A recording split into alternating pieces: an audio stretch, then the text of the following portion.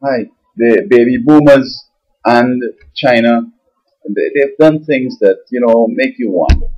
Now let's look at China. China had this policy where they just want boys and they sort of cutting back on the girls, supporting them, doing whatever. And, you wonder really, how folk were thinking. I recall in statistics, the teacher said, look, as long as there are two options, it will generally end up 1 to 1. So if you spin a coin and you keep a tab as to when you have you know, um, the face or the back, you'll end up having one like 625, the next one 4 something. And if you keep doing it, long enough, they're going to come back just maybe 525 to 475. So it's like 1 to 1. And even the same thing, the randomness is what comes. And with children, this person over here might have all girls, 7 girls, and over here they might have 3 boys and a girl. But when you put all together, you're gonna find that they're almost equal. So if you say, well, we don't want no girls, or something like that, or we cut back on the amount of girls, except you're, checking to see how many boys are born, and you're so smart to know who will die and who will leave the country and so on, you will end up with a problem. Either you have more girls than boys and more boys than girls. So there's China's situation. And now you look at the baby boomers. The baby boomers had it so nice. Education, student loan and everything else, the good life. And you know what it came with? You black people and you funny people, you only having a whole bunch of kids that you can't take care of. You should just have one child. And that sounds so scholarly because you could afford to send one and give one a great life. But when you look at the reality is that when you have just one child in a family, yes, you may give them everything they like, but when they have other brothers, they could teach others and they could learn and they could have companionship and they could learn to socialize and the whole 9 yards. Someone tell him, yeah, you smell bad, you ugly, you're bad or whatever, and the fella say, I ain't studying you.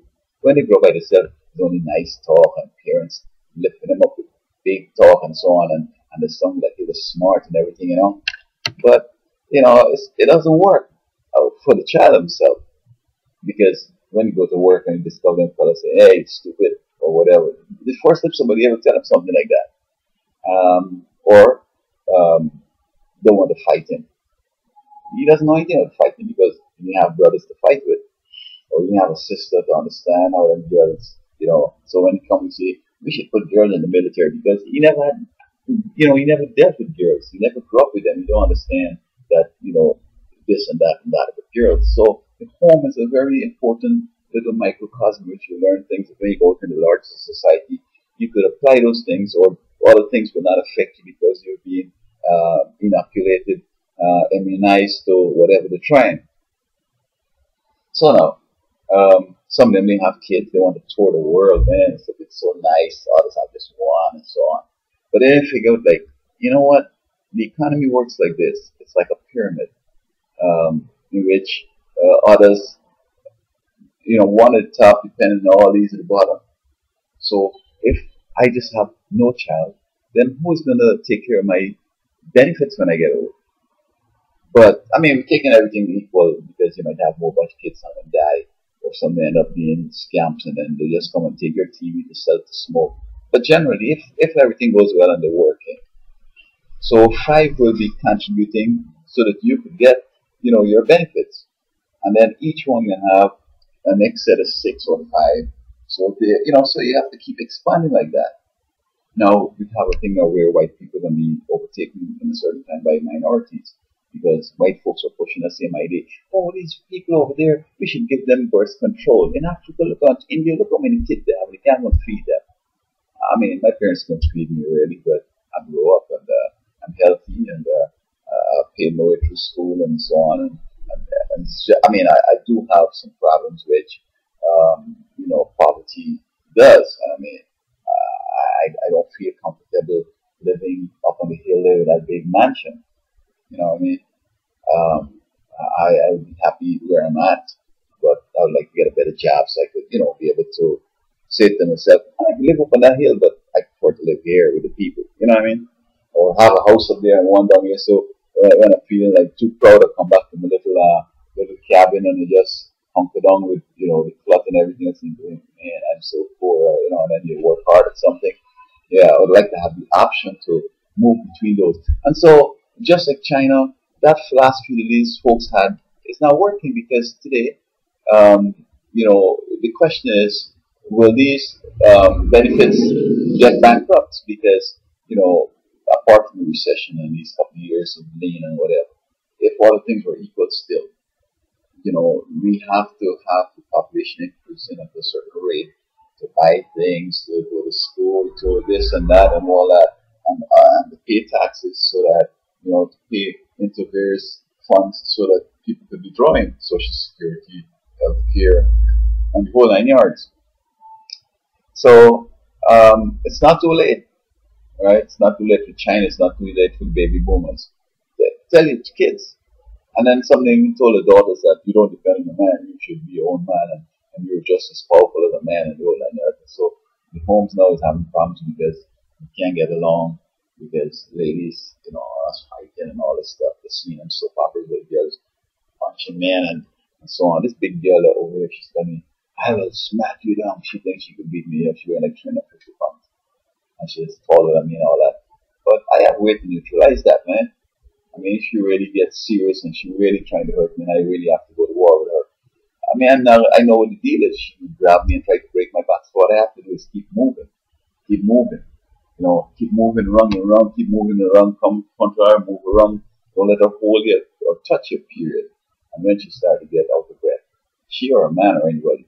But, this lady's trying to, intimidate me. She beat me up. And I know how to handle that because I've had enough fights. I've watched enough fights. And I know you deal with it. Just don't go in close. Make sure you keep her busy, keep her worrying, and you come in out there at the sneaky time you're pushing a punch or whatever, or you grab something and then you move again. You can't let her grab you or let her lie down on you because it's going to be, oh shit, I kill you when you can't breathe, Yeah. So, without faulty thinking, these people could see things different, and it's not about you. It's never about us. You're born, you grow up, you get old, and you die. That's it. All this big set, oh, I'm so special. Oh, I need all this. Oh, yeah, I need to see the world. And what I end up doing too is getting the foster care system to take care of kids now so that they could adopt them because, oh, I have all this big salary and I need some kids to be able to cover some of this income I get, refund, I get a child tax credit, and I'll be able to claim them as dependents so I could get more money back so I could go on my trips and I could buy my toys and all that. Well, have your kids, man. You can have your own cake and eat it. You know what I mean? It's like you don't want kids. Well, don't want kids. Period. Don't want people kids. And then what they're doing as soon as they reach 18, they throw them in the street. So I saw the other day in an article where the people were saying that this child stayed so long with these people here, and now to give her back, they spent so much money, and she's going to be messed up because she had known, all she had known was these people. Okay, well, they took some of them from the parents who they had known, put them with the foster care, and then they lost track of the parents, all right, and then as soon as they reach 18, they just throw them in the street. Get them a garbage bag with a couple of stuff they got from the thrift store or from the handout free in the park. Feed them on all kind of Kool-Aid and all kind of expired food and all kind of stuff they get from the food bank, and the money that they get from the government and from the tax refund and from the dependency that they're claiming on the income tax. They put that in the bank and to pay the mortgage and everything else. So you see what I'm saying? How they're selfish, and stuff like that does always get you. I mean, it's affecting the economy now, but the economy can recover. You just have to think about things. I mean, nothing is new. It's happened before in other civilizations. You just have to read the history, see what they did, see where they ended up, and ask yourself if you want to go there. If you're doing just what they did, trust me, you will get there. But if you want to go somewhere else, you got to do things different. You know what I mean?